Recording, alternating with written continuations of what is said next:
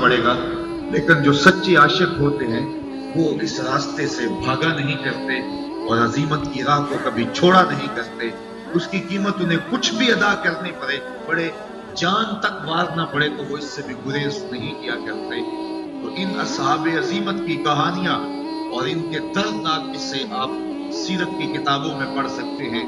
हजरत सुमैया का खून मक्के की सरजमी पर बहने वाला पहला खून है, जिनके पाकीज़ा खून से मक्के की सरजमी लालाजार बनी। और फिर हजरत यासर और हजरत अम्मार इब्ने यासर, इन सब को किन किन अजियतों का सामना नहीं करना पड़ा, लेकिन ये खद्दा पेशानी से हर दुख को कबूल करते और हुजूर के साथ इनका जो रिश्ता मोहब्बत था उस पर इन्होंने आंच नहीं आने दी। लेकिन ये हुजूर अलैहिस्सलातु वस्सलाम की तबीयत पर इतना गरा था कि हुजूर के गुलामों को मारा जाता था, पीटा जाता था और उनको अजियतों से दो चार किया जाता था। हुजूर की राहों में क्या कांटे नहीं बिछे, क्या हुजूर के मुबारक गले में कपड़ा डालकर ताव नहीं दिए गए। तारीख पढ़िए, हुजूर सजदा रेज हैं तो आप पर ओजरी डाल दी जाती है और किन किन मुसीबतों और किन किन मुशक्कतों का हुजूर को सामना करना पड़ता है। लेकिन राह हक का सफर जारी है। लेकिन जब मक्के वालों की दुश्मनी और उनका अंदाज इस कदर जारहाना हो गया तो अल्लाह के हुक्म का इंतजार था कि अल्लाह का हुक्म आए और हम शहर मक्का छोड़ जाएं। और अल्लाह का हुक्म आने वाला था तो हजरत अबू बकर सिद्दीक रज़ियल्लाहु ताला अन्हु से कहा कि अबू बकर, हिजरत का हुक्म आने वाला है, तुम तैयार रहना।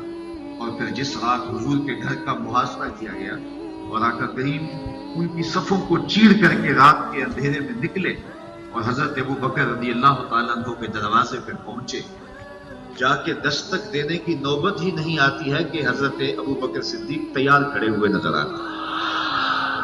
ये है उनका अपने वतन की कुर्बानी के लिए तैयार है। अजाने ये है उनका अपने वतन की कुर्बानी के लिए तैयार रहना।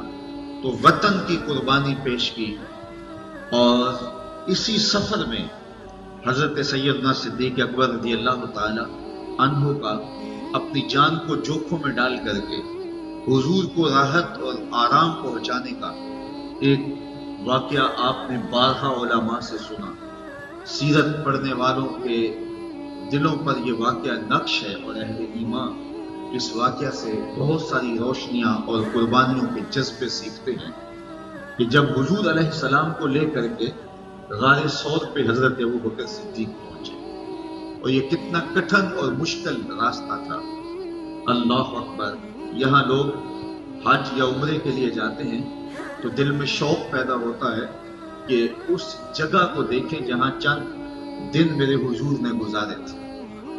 और लोग गारे सौर को देखने के शौक में उस ऊंची पहाड़ी के ऊपर चढ़ने की कोशिश करते हैं कि वो मुबारक जगह और वो मुकद्दस मुकाम देख लिया जाए जहां हुजूर के अनफास की खुशबू की महक आज भी अहले ईमान को नूर देती है। मशहूर वहदी ने क्या खूब कहा था, चंद लम्हों के लिए ठहरे थे तुम जिस पेड़ के नीचे, चंद लम्हों के लिए ठहरे थे तुम जिस पेड़ के नीचे, सुना है आज तक उस पेड़ का साया महकता। तो आज भी उस गार से महक है, महक फूट रही है और खुशबुएं निकल रही हैं। अनफास पैगंबर की खुशबू से आज भी वो गार मुअत्तर है। तो उस गार को देखने के शौक में कशा कशा लोग कहां कहां से आकर के वहां उस पहाड़ पर पहुंचने की कोशिश करते हैं। और मैंने देखा है कि बहुत सारे लोग तो उसकी ऊंचाई को देख करके चढ़ने की हिम्मत ही नहीं करते और कुछ लोग थोड़ा दूर जाकर के फिर वापस पलट आते हैं। अल्लाह अकबर। और जो उस गार तक पहुंचने में कामयाब हो जाए वो अपने आप को खुशनसीब समझता है।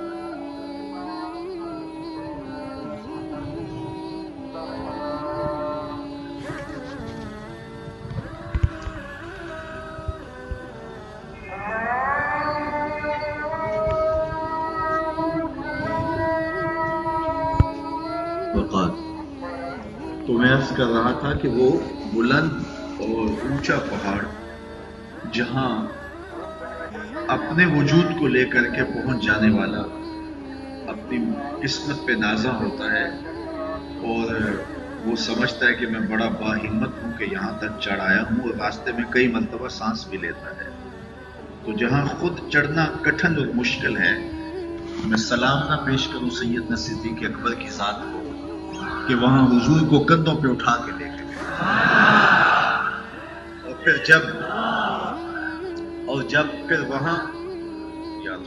پھر وہاں جب غار کے دھانے کے قریب پہنچے تو پھر حضور علیہ السلام سے عرض گزار ہوتے ہیں کہ حضور آپ تھوڑی دیر باہر تشریف رکھیے تاکہ میں دیکھوں کہ غار کے اندر کوئی ایسی چیز نہ ہو جو آپ کو تکلیف پہنچائے۔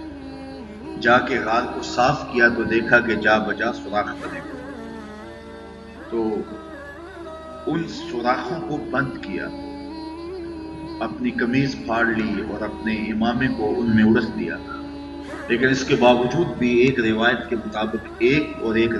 مطابق 2 سوراخ باقی رہے، تو ان میں اپنی ایڑیاں رکھ دی اور پھر حضور سے کہا جان عالم اندر تشریف لائیے، اور آقا کریم علیہ السلام کو اپنی گود میں لٹایا، اور سیدنا صدیق اکبر نے وہ لطف لیا کہ محبوب کریم کو اس خلوت میں جی بھر کے دیکھا۔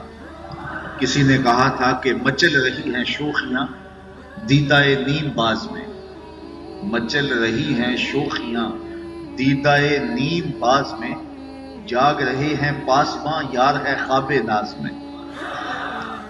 تو حضور علیہ السلام ان کی آغوش میں ہیں اور استراحت فرمانے لگے، اور سیدنا صدیق اکبر نے اپنی ایڑیاں ان سوراخوں میں رکھی ہیں۔ اب ایک موذی سانپ وہاں رہتا تھا، تو اس نے ہر سوراخ جب بند پایا تو پھر وہ اس سوراخ پہ آیا جہاں حضرت سیدنا صدیق اکبر رضی اللہ تعالیٰ عنہ کی ایڑی تھی، تو اس نے آپ کے پاؤں پر ڈنگ دیا۔ جب آپ کے پاؤں پہ ڈنگ مارا تو سانپ، اور پھر وہ بھی پہاڑی سانپ، تو اس کے اثرات سے آپ کو جو درد اور اس کا جو زہر بدن میں سرایت کرنے لگا، اس سے تو کپ کپا کے رہ جاتے، لیکن آپ نے اپنی ٹانگ کو جنبش نہیں ہونے دی، اس ڈر سے کہ کہیں حضور بیدار نہ ہو جائے، اور ایڑی کو پورے زور کے ساتھ دبا کے سانپ کا راستہ روکے رکھا، اور سانپ ڈنگ پہ ڈنگ لگا رہا، اور سیدنا صدیق اکبر رضی اللہ تعالی عنہ اپنے پاؤں کو جنبش نہیں آنے دیتے۔ اچانک پاؤں میں کانٹا چبھ جائے تو انسان اپنے وجود کو قائم نہیں رکھ پاتا، کپ کپا جاتا ہے، اور یہ سانپ، اور وہ بھی پہاڑی سانپ، ڈنگ پہ ڈنگ لگا رہا ہے، لیکن سیدنا صدیق اکبر رضی اللہ تعالیٰ عنہ اس ڈر سے کہ کہیں حضور کی نیند میں خلل نہ آئے، اپنی ٹانگ کو جنبش نہیں آنے دیتے۔ اللہ اکبر! وہ ڈنگ پہ ڈنگ لگاتا رہا، اور آپ کا دھیان اور توجہ اس کا راستہ روکنے میں اور اپنی ٹانگ کو جنبش نہ آنے پائے کہ حضور کی نیند میں خلل نہ ہو، اس طرف لگا رہا، اور بے اختیار آپ کی آنکھوں سے آنسو ڈھل پڑے، اور آقا کریم علیہ السلام کے رخسار پہ آنسو گرے تو حضور بیدار ہوئے، اور بیدار ہوتے ہی آقا کریم نے فرمایا مالک یا ابا بکر، ابو بکر کیا ہوا؟ تو جب اچانک صورتحال ہو تو پھر انسان کسی سے جب مخاطبہ کرتا ہے تو اس کے القاب اسے یاد نہیں رہتے، اچانک صورتحال انسان کو القاب بھلا دیتی۔ آپ کے گھر کی ہمسائیگی کے اندر بہت بڑا شیخ الحدیث رہتا ہو، بہت بڑا عالم رہتا ہو، بہت بڑا معتبر شخص رہتا ہو، جس کا نام آپ القابات بیان کرنے کے بعد ہی لیتے ہو، لیکن آپ کے گھر میں کوئی مسئلہ ہو گیا، کوئی چور گھس آیا، کوئی آگ لگ گئی، تو آپ نے اس کو پکارنا ہوگا، تو کیا اس کے القابات سے اس کو پکاریں گے یا اس کا جو مختصر نام ہوگا اس نام سے اس کو پکاریں گے؟ کیونکہ نازک صورتحال ہے، اور جب صورتحال نازک ہوتی ہے تو اس وقت لمبے القابات چھوڑ دیے جاتے ہیں، اس وقت صرف بمشکل نام ہی زبان پہ آتا ہے، لیکن ذرا محبت کی یہ انوکھی داستان بھی دیکھیں۔ प्यार का ये अजीब रंग भी देखिए, सिद्दीक अकबर के इश्क का ये अंदाज भी देखिए। जब सांप डंग पे डंग लगा रहा है और जिस्म में जहर सरायत कर रहा है और आंखों से आंसू ढले और हुजूर के रुखसार पे गिरे और आका करीम बेदाग हुए और कहा माला का या अबू बकर, अबू बकर क्या हुआ? तो फौरन पुकार उठे, लो देख तो मुझे सांप ने डस लिया, मुझे सांप ने डस लिया। लेकिन कायनात में आपको मोहब्बत का ऐसा अनोखा उसलूब कहीं नहीं मिलेगा। जब हुजूर ने पूछा उस हंगामी सूरत हाल में, अबू बकर क्या हुआ, माला का या अबू बकर, तो हजरत अबू बकर सिद्दीक का अंदाज वही था जो पहले हुआ करता था। अर्ज गुजार हुए, लो देख तो फिदा का उम्मी व अबी या रसूल अल्लाह, हुजूर मेरी माँ भी आपके कदमों पे कुर्बान, मेरा बाप भी आपकी राहों पे निछावर, मुझे सांप ने डस लिया है। मोहब्बत का उसलूब नहीं छोड़ा, अदब का करीना नहीं छोड़ा। हजरत सिद्दीक अकबर रज़ियल्लाहु ताला अन्हु ने उन मुश्किल हालात के अंदर भी हुजूर से मुखातबे का जो अंदाज था उसको तर्क नहीं किया। सांप डंग पे डंग लगा रहा है, लेकिन हजरत अबू बकर सिद्दीक के अदब का पहराया वही है कि मेरे माँ बाप आप पे कुर्बान हो, मुझे सांप ने डस लिया है। तो ये है हजरत सैयदना सिद्दीक अकबर रज़ियल्लाहु ताला अन्हु का हुजूर के साथ मोहब्बत का आलम, कि इन मुश्किल हालात के अंदर भी उन्होंने अदब के करीने और मोहब्बत के अंदाज को नहीं छोड़ा है। हाफिज शिराजी ने कहा था अपने महबूब से मुखातब होके कि जमाने में जैसे आशिक हम हैं ऐसा आशिक कोई नहीं मिलेगा। और आगे उसने कहा इसलिए कि तेरे जैसा सोना भी तो कोई नहीं, तेरे जैसा महबूब भी तो कोई नहीं।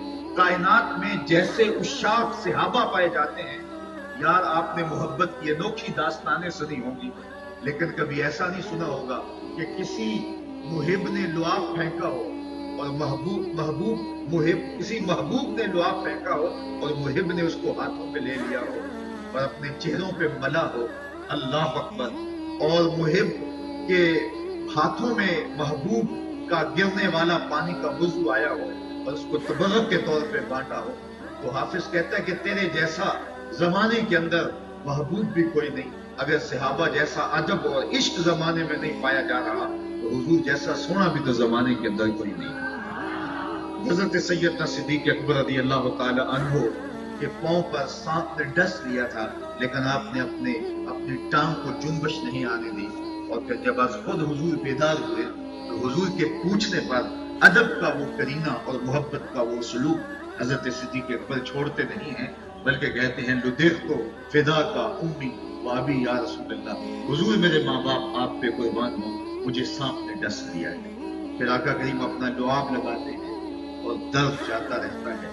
तो हजरत सैयदना सिद्दीक अकबर वतन की कुर्बानी पेश करते हैं तो एक लम्हा का तामुल किए बगैर हुजूर ने कहा था तैयार रहना, तो मुस्तैद और तैयार होकर खड़े हैं कि कब बुलावा आए, कब हुजूर का हुक्म हो और मैं सब कुछ हुजूर की राहों में कुर्बान कर दूं। वतन छोड़ा, जान की बात आई तो अपनी जान को हर लम्हे हुजूर की राहों में निछावर करने के लिए तैयार नजर आते हैं। इंसान को अपने माल से बड़ी मोहब्बत होती है, माल बड़ा प्यारा होता है, इंसान मेहनतों से खून पसीने की कमाई से उसको हासिल करता है। अब आइए हजरत सैयदना सिद्दीक अकबर रज़ियल्लाहु ताला अन्हु की ये कुर्बानी भी कायनात के अंदर एक अनोखे अंदाज में देखने को मिलती है कि जब एक गज़वे में हुजूर ने माल तलब किया, होता यह था जब भी हुजूर कोई ऐसा ऐलान करते तो हजरत सैयदना सिद्दीक अकबर सबसे आगे बढ़ जाते। हजरत उमर रज़ियल्लाहु ताला अन्हु फरमाते हैं कि मैं खासा खुशहाल था और मैंने सोचा कि आज तो मैं किसी को अपने से आगे नहीं बढ़ने दूंगा, और मैं घर का आधा माल ले आया और हुजूर की खिदमत में पेश कर दिया। और जब हुजूर ने देखा तो खुश हुए और कहा कि उमर घर वालों के लिए क्या छोड़ा है? तो मैंने कहा हुजूर जितना ले आया हूँ इतना ही अपने अहले खाना के लिए छोड़ आया हूँ। तो आका करीम खुश हुए, तहसीन फरमाई, दुआ की। आका करीम के चेहरे पे आसारे मुसर्रत थे। हजरत उमर कहते थे मेरे दिल में ख्याल आ रहा था कि आज तो राह खुदा में माल को कुर्बान करने वालों में सबसे आगे अगली सफ में मैं ही खड़ा नजर आऊंगा। लेकिन थोड़ी देर के बाद हजरत अबू बकर सिद्दीक हाज़िर खिदमत हुए और घर का सारा असासा समेट के लाए और हुजूर के कदमों में डाल दिया। और आका करीम ने फरमाया माँ अब कहता लिया का या अबू बकर, अबू बकर अपने घर वालों के लिए क्या छोड़ा? تو سنو حضرت ابو بکر صدیق نے کیا جواب دیا۔ حضرت عمر تو سوچ رہے تھے کہ آج میں اپنے سے آگے کسی کو بڑھنے نہیں دوں گا، آدھا مال لے آیا ہوں، آدھا گھر والوں کے لیے چھوڑایا ہوں۔ اب یہ اپنا مال پیش کرتے ہیں تو حضور کا سوال ہوتا ہے، ماں اب کہتا لِأَهْلِكَ يَا أَبَا بکر، ابو بکر گھر والوں کے لیے کیا چھوڑا ہے؟ حضرت ابو بکر عرض گزار ہوتے ہیں، اب کہتو لَهُمُ اللَّهَ وَرَسُولَهُ، حضور میرے سامنے بھی آپ ہیں، میرے گھر میں بھی آپ بھی، میں گھر والوں کے لیے اللہ اس کے رسول کی محبت چھوڑ آیا ہوں۔ اللہ اکبر، میں سارا مال آپ کے قدموں میں پیش کرتا ہوں، حتیٰ کہ سوئی بھی گھر میں نہیں چھوڑی، اپنا لباس بھی اتار کر کے ڈال دیا اور خود ٹاٹ پہن لیا اور سارا مال حضور کی خدمت کے اندر پیش کر دیا۔ اور آقا کریم نے پوچھا تو کہا حضور گھر میں اللہ اس کے رسول کا پیار چھوڑا ہے، اللہ اس کے رسول کی محبت چھوڑی ہے، میرے سامنے بھی آپ ہیں، میرے گھر میں بھی آپ ہیں، وہ اپنے نام لیواؤں کو تنہا چھوڑتے کم ہیں، جہاں ہمدم نہ ہو کوئی وہاں سرکار ہو۔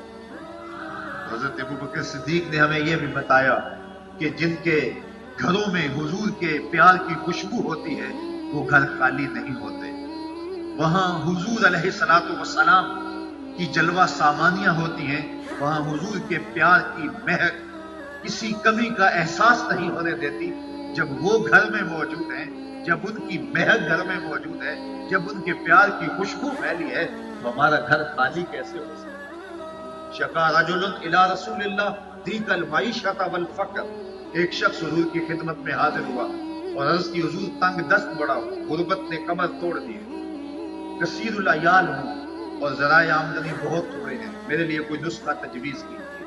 سنو میرے حضور نے اسے کیا نسخہ تجویز کیا۔ حضرت سہل بن سعد الساعدی رضی اللہ تعالیٰ عنہ اس حدیث کے راوی ہیں، حضور کی بارگاہ میں عرض کی حضور کثیر العیال ہوں اور ذرائع آمدنی بہت تھوڑے، فرمایا کہ جب تو گھر جائے تو گھر والوں کو السلام علیکم کہہ دیا کر اور اس کے بعد ایک مرتبہ سورہ اخلاص پڑھ دیا، یہ تیرا وظیفہ ہے، جو ہی گھر جاؤ السلام علیکم، اس کے بعد ایک مرتبہ سورہ اخلاص پڑھ دیا۔ اور آقا کریم نے فرمایا کبھی ایسا ہو کہ تم گھر جاؤ، گھر کوئی بھی موجود نہ ہو، فرمایا عمل چھوڑنا نہیں، فسلم علیہ، پھر تو مجھے سلام کہہ دے۔ وہ اپنے نام لیواؤں کو تنہا چھوڑتے کب ہیں، جہاں ہم دم نہ ہو کوئی وہاں سرکار ہو، کہا پھر مجھے سلام کہہ دے۔ وہ صحابی کہتے میں نے عمل شروع کر دیا، جب بھی گھر جاتا السلام علیکم، اس کے بعد ایک مرتبہ سورہ اخلاص پڑھتے، اور کبھی ایسا ہوتا گھر میں کوئی موجود نہ ہوتا، پھر تو مجھے چاہ چڑھ جاتے، پھر تو خوشی کا ٹھکانہ نہ ہوتا، پھر حضور کی بارگاہ میں سلام پیش کرتا اور اس کے بعد میں سورہ اخلاص پڑھ دیتا۔ کہتے ہیں اس عمل کی برکت سے میں نے تو امیر ہونا ہی ہونا تھا، حتی افاد اللہ جیرانہ، یہاں تک کہ میرے ہمسائے بھی امیر ہو۔ حضرت صدیق اکبر بولے اب کہتو لہم اللہ ورسولہ، میرے لیے اللہ اور اس کا رسول کافی ہے۔ اللہ اکبر۔ تو مال کی بات آئی تو سارا مال حضور کے قدموں میں پیش کر دیا۔ انسان اپنی اولاد کے لیے اپنی جان سے بھی کھیل جاتا ہے، لیکن حضرت سیدنا صدیق اکبر کی یہ کہانی بھی کتنی دل آویز ہے۔ پہلی بات تو یہ سنیے کہ یہ سیدنا صدیق اکبر رضی اللہ تعالی عنہ کو اعزاز حاصل ہے کہ آپ کی 4 پشتیں صحابی ہیں، اور یہ شرف صرف آپ کو ہی نصیب ہوا ہے۔ آپ کے والدین، خود آپ کی اولاد اور اولاد کی اولاد، 4 پشتوں کو اس شرف سے ممتاز کیا گیا۔ لیکن ابتدا میں آپ کے والد بھی اسلام نہیں لائے تھے اور آپ کے بیٹے بھی اسلام نہیں لائے تھے، تو جب بعد میں اسلام لے آئے تو ایک دن گھر میں بیٹھے بیٹھے بات ہوئی تو آپ کا بیٹا عبد الرحمن بن ابی بکر آپ سے عرض کرنے لگا کہ ابا جان، بدر کی جنگ میں آپ میری تلوار کی زد میں آ گئے تھے اور اگر میں چاہتا تو آپ کا سر قلم کر سکتا تھا، لیکن میں نے سوچا کہ میرا باپ ہے، میری تلوار جنبش کرے گی تو سر میرے باپ کا کٹے گا، تو اس خیال نے میرا ہاتھ روک لیا، اور اگر میں چاہتا تو آپ کو قتل کر سکتا تھا، آپ کس طرح میری تلوار کی زد میں تھے۔ تو انہوں نے وہ ماضی کی کہانی سنائی، تو حضرت سیدنا صدیق اکبر کا جواب کیا تھا، کہا بیٹا تو کافر تھا اس لیے تو نے مجھے چھوڑ دیا، کاش کہ تو میری تلوار کی زد میں آتا اور میں تجھے جو ہے وہ بیٹا سمجھ کے نہ چھوڑتا، محمد عربی کا دشمن سمجھ کے کاٹ دیتا۔ تو یہ تھی ان کی محبت اور یہ تھا ان کا پیار، اور حضور علیہ السلام کے ساتھ ان کی وابستگی.